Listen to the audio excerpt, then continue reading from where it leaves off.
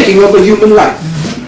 But do you know that you don't have to be a first-hand participator of the act to be accused? For example, a parent could be charged with murder if he or she starves their children. Removing a stop sign in a heavy traffic intersection that results in the death of a motorist, both this and the above technically called criminally negligent homicide. Thus, neglect or gross negligence is also recognized as murder. You may also be charged with murder if you simply stand aside while the act is being committed and not attempt to prevent it or at least summon help. Thus, we see that authority figures like parents are recognized by a civilized society as having an important and specific responsibility. Doctors have the responsibility of tending to the injured and the sick. Police have the responsibility to protect the weak from those who will predate upon them. Ambulance drivers, emergency medical servicemen and women have the responsibility of stabilizing the injured and the sick and then getting them to the hospital as quickly as possible. Firefighters have the responsibility for putting out fires and rescuing people from them. Teachers to teach, sanitation to clean, soldiers to defend, etc., etc. Check? He goes on to give a very good example. Check this. Your house is burning. Smoke is thick and acrid. And you and your other members of the household have all passed out. Your neighbors call the fire department. The 911 dispatcher answers the call and informs the fire chief that your house is on fire. The chief says thank you and responds by simply turning the channel on the TV to watch the rest of the ball game. After a couple of hours, he finally says to his crew, hey, get dressed, we're going on fire. But after they all arrive at the scene, he tells them to stop and wait an additional 48 hours while your house is burning. In the meantime, of course, you will gain some consciousness, see what's going on, and proceed to break down doors, overturn furniture, knock out windows, to which the chief says to the police unit, arrest that man, he's vandalizing it. And if he continues, shoot him. Listen to the insanity. You grab up your family members and you head for the only safe exit out of the burning building. And the fireman says, hey, you can't pass out this way. And proceeds to force you back into the burning house. Right.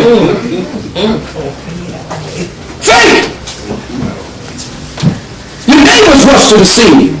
They see what's happening and attempt to rush in to assist you. And they are forcibly detained and prevented from helping.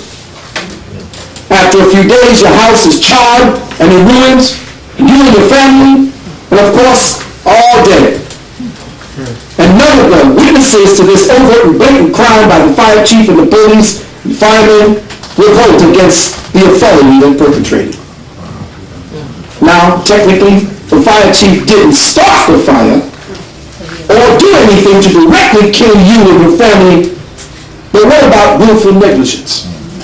Or suppose, as was said, he did get to your home, but did not allow anyone else in the neighborhood to help rescue you and your family, or even to help put out the fire. In the first scenario, the fire chief failed to do his job. He's at least guilty of manslaughter.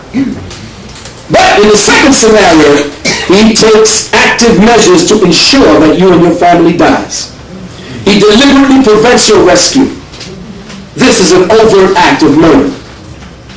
And on top of it all, proof begins to leak out that the chief lit the match that started the whole shit in the first place. Right? Check? Can it become any more simple? See, sometimes you gotta flip the script to make them see it another way. A fire is like, damn, somebody do something.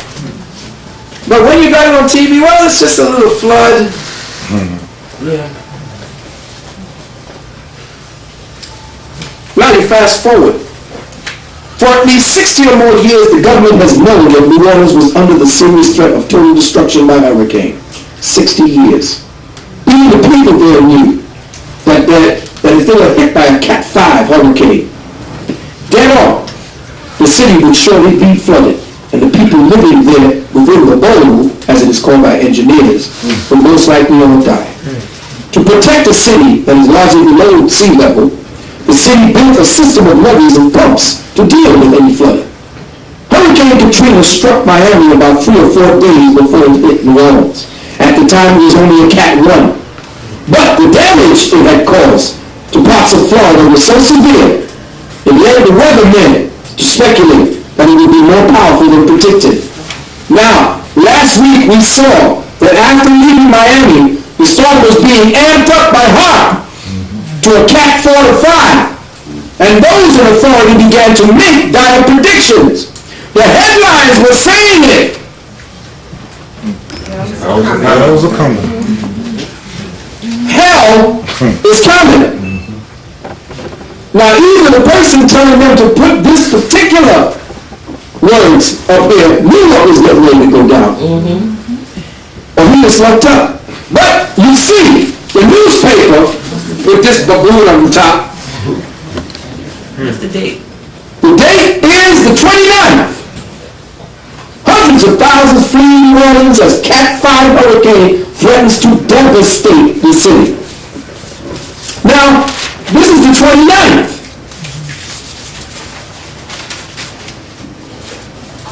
Now, listen carefully. I want you to look at what's being said. Nobody can say that they did not know. What did Bush say? Well, nobody could have really speculated that. You want to see how much of a moron he really is. We even have a certifiable idiot as president. I'm not talking about certifiable just by talking. I'm talking about certifiable. You can turn him in and get $50. And we'll keep right on the phone. I want you to look at this.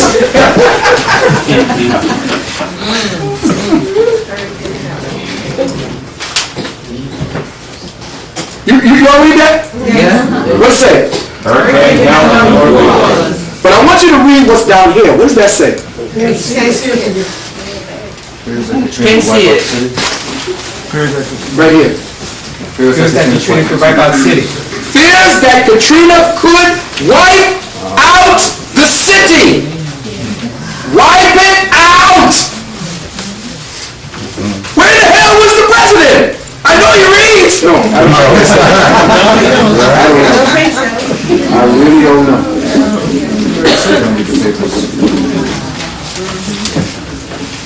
Hell's it coming? Now, starting with the mayor, check it out, Ray Nagin, who incidentally just bought a brand new house in Texas for him and his family. He, seeing the big picture from the vantage point of a political leader of an entire city, didn't warn his residents until too late for a peaceful and orderly evacuation. He know about poor people. Ain't like he didn't know, because I know the nigga was amongst them. Campaigning. Right, Yeah. exactly, right. The president declared a state of emergency. Check this before the storm. Now, I remember the president was somebody who signed for the president. But even if it was the president, how could he say nobody could have known? He called a state of emergency before the damn storm hit. And you just keep that in mind. He was very aware that the storm would inflict severest damage. In fact, it would destroy the city. So, with the prospect of Hurricane Katrina destroying what may be the 15th largest city in America, the president, as part of his responsibility, should have stepped up to the plate and demanded the complete evacuation of the city, even send the National Guard, and help to escort everybody out with thousands of trucks. And wait till you find out what really happened and why.